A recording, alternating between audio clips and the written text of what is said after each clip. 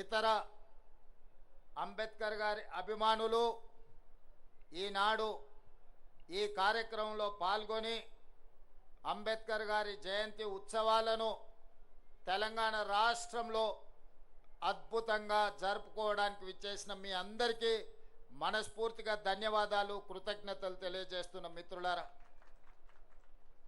మిత్రులారా, ఒక దేశం ఒక యుద్ధంలో శాంతియుతంగా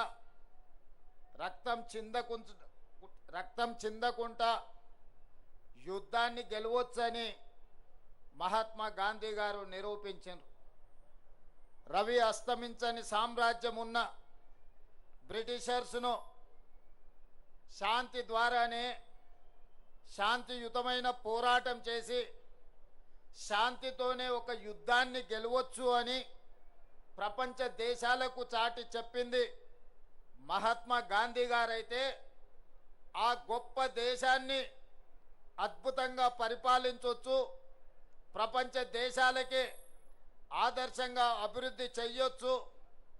ముఖ్యంగా దళితులు, గిరిజనులు, ఆదివాసీలు, బలహీన వర్గాలు, మైనారిటీలు, మహిళలకు సమానమైన అవకాశాలు ఇవ్వడం ద్వారా ఈ దేశాన్ని అభివృద్ధి పదం వైపు నడిపించవచ్చు అని ఒక మార్గదర్శనం చేసిన గొప్ప ప్రపంచ మేధావి డాక్టర్ బాబాసాహెబ్ అంబేద్కర్ గారు అని చెప్పి మనం గర్వంగా చెప్పుకోవచ్చు. దేశ స్వతంత్ర పోరాటంలో మహాత్మా గాంధీ గారి పాత్ర ఎంత ఉందో, స్వతంత్రం వచ్చిన భారతదేశం ఈనాడు బలమైన దేశంగా ఎదగడానికి కారణం డాక్టర్ బాబాసాహెబ్ అంబేద్కర్ గారు. ఈ దేశానికి రెండు కళ్ళు, ఒకరు మహాత్మా గాంధీ గారైతే రెండవది డాక్టర్ బాబాసాహెబ్ అంబేద్కర్. ఈ విషయం మన దేశమే కాదు, ప్రపంచమే గుర్తించింది. ఈరోజు ప్రపంచమే స్వాగతం పలుకుతుంది అంబేద్కర్ గారి విధానాన్ని, అంబేద్కర్ గారి యొక్క ఆలోచనను. డాక్టర్ బాబాసాహెబ్ అంబేద్కర్ గారు ఒకే ఒక్క మాట చెప్పారు, విద్య ఒక్కటే అన్ని సమస్యల నుంచి మిమ్మల్ని విముక్తి చేస్తుంది, విద్య ఒక్కటే మన జీవితంలో మార్పు తెస్తుంది, విద్య ఒక్కటే మన జీవితంలో వెలుగులను నింపుతుంది, విద్య ఒక్కటే సమాజంలో మనకు గుర్తింపు, గౌరవాన్ని, సముచితమైన స్థానాన్ని అందిస్తుంది అని చెప్పి డాక్టర్ బాబాసాహెబ్ అంబేద్కర్ గారు సంపూర్ణంగా విశ్వసించిండ్రు, నమ్మిండ్రు, వారు పాటించిండ్రు. ప్రపంచ దేశాలలో పేరెన్నికగన్న యూనివర్సిటీలలో చదువుకొని వచ్చిన డాక్టర్ బాబాసాహెబ్ అంబేద్కర్ ఆలోచన విధానమే ఈనాడు భారతదేశం యొక్క ఆలోచన.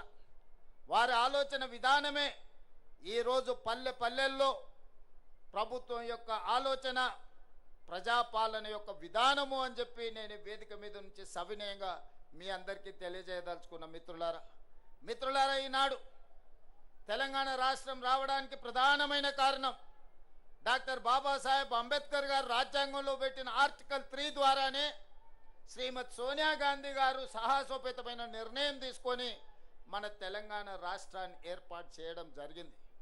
తెలంగాణ ఉద్యమంలో మీకు అందరికీ తెలుసు, దళితులు, గిరిజనులు, ఆదివాసీలు, బలహీన వర్గాలకు సంబంధించిన పిల్లలే పోరాటంలో ముందు భాగాన నిలబడడమే కాదు, ఆత్మ బలిదానాలలో వాళ్ళే ప్రత్యేకమైన పాత్ర పోషించి ఈనాడు తెలంగాణ రాష్ట్రాన్ని సాధించుకోవడంలో వాళ్ళు ప్రత్యేకమైన పాత్ర పోషించారు.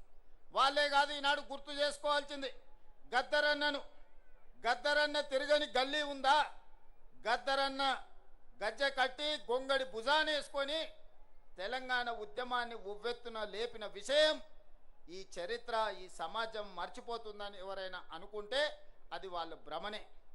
ఇప్పుడు మనం పాడుకున్న జయ జయ హే తెలంగాణ ఈ నినాదం రణ నినాదమై తెలంగాణ మారుమూల పల్లెల్లో మారు మోగి ఈరోజు తెలంగాణ రాష్ట్రాన్ని సాధించుకోవడమే కాదు, రాష్ట్ర గీతంగా అవతరించిన జయ జయ హే తెలంగాణ అందించింది అందశ్రీ మనవాడు కాదా?